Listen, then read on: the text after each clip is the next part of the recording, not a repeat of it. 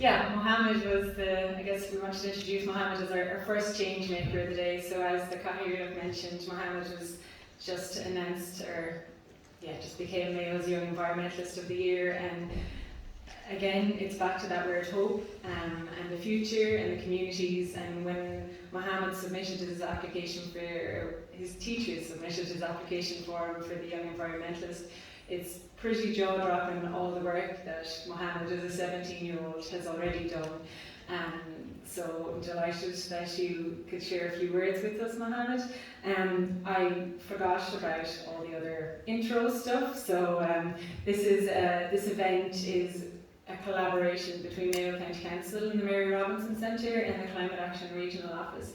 So Susan Heffernan from the Mary Robinson Centre, she's the project manager. She has been doing all I think you would have received the invites and all that from her. So it's very much a collaborative and a team effort. So for the next part, I'm going to introduce the Kenyan ambassador, Mr. Michael Mubea. And I guess just as a little bit of background and to show the Mayo connection again, and it's a little bit of a personal story. 20 years ago when I was in college, I wanted to take a year out and go save the world, but sadly I couldn't do that.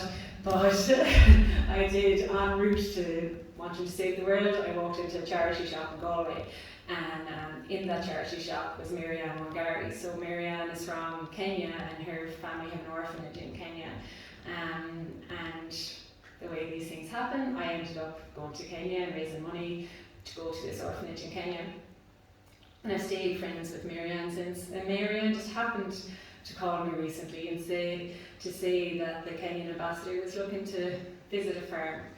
And I know he's been to, say, Montbellew and those, but he hadn't been to a farm. So we linked in with the Sustainable Agricultural Working Group in Mayo, and he's been to visit Jarlath Walsh's farm a week ago out in Knock, and he's going to visit a farm.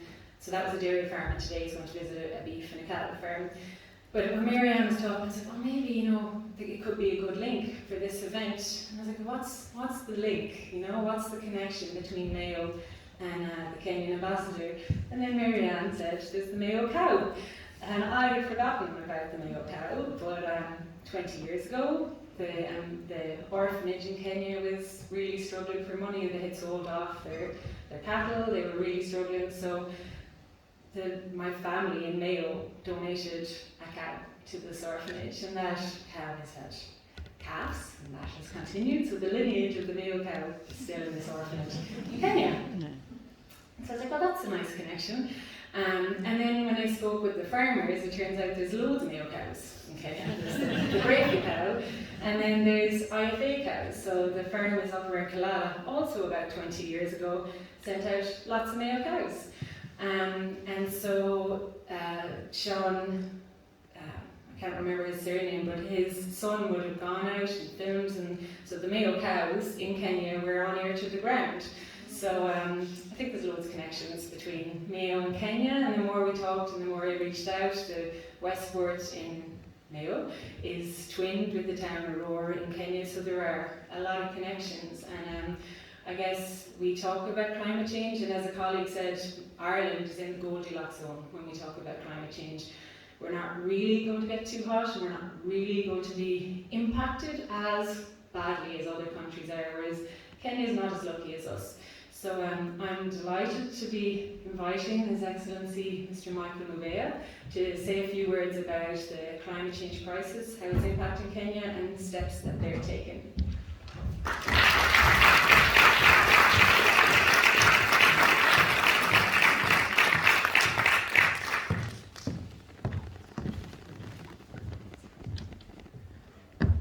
Kahir of Mayo County, the TD's presence, and all of you, good morning. It's a joy to be with you this morning, and more so talking about the Kenyan connection with Mayo through a cow. It's very interesting the way relationships develop. A cow initiates a relationship, isn't it? And for information, in Kenya, some parts of Kenya, when you are marrying a girl, the parents will insist on receiving several cows. There are so many cows in Mayo, so perhaps the suitors in Kenya will come here for more cows. When we talk about Kenya and the county Mayo, it's not just about the cow. The relationship between Kenya and the island now actually goes back many years. If you, and I know Laura has been to Kenya, and a few of you, like Michelle, has been to Kenya, she's a good friend of Kenya, you'll find that there are so many similarities between Kenya and Ireland.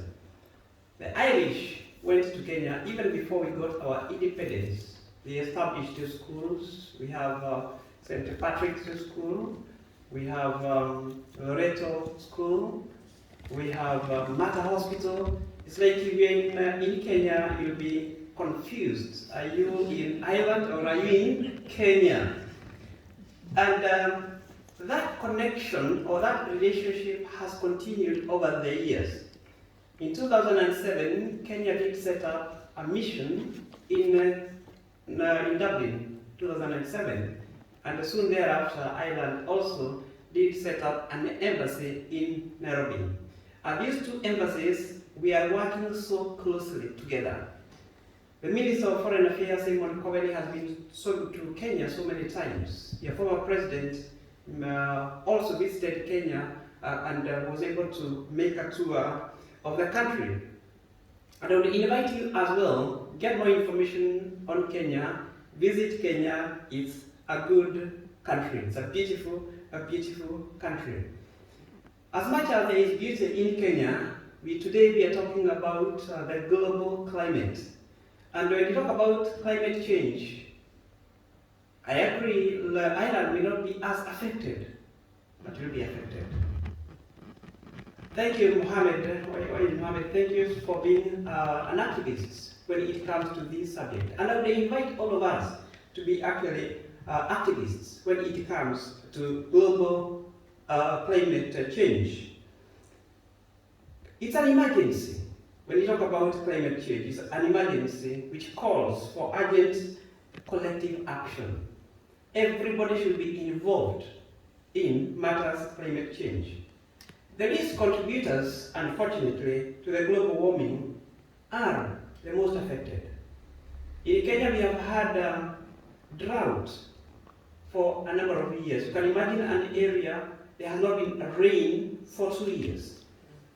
That is something very difficult for an Irish to imagine, because there is rain every other day. I have visitors who have come to visit with me, some of my relatives from US and others from Kenya, and the last 2 days were very good. They were like, Ireland is such a nice and beautiful country, but today it was raining. And I told them, now I've been praying a lot so that we get rain, so that you have a feel of what Irish weather is all about. So it is difficult for an Irish person to imagine a drought. But the reality is we have not had rain for some 2 years. And this creates difficulties to people, largely farmers, because Kenyans are farmers, and livestock is one important commodity that we deal with. So in the absence of rain with the livestock, the government has been put under a lot of pressure to provide food for the cows. And sometimes we are caught in between this very difficult situation. Do we give food to the people, or do we give food to the animals? You see the dilemma. It's a big issue. Why am I saying all this? It is to encourage and to sensitize each one of you to get involved in one way or the other to protect our climate. The nature is very unforgiving.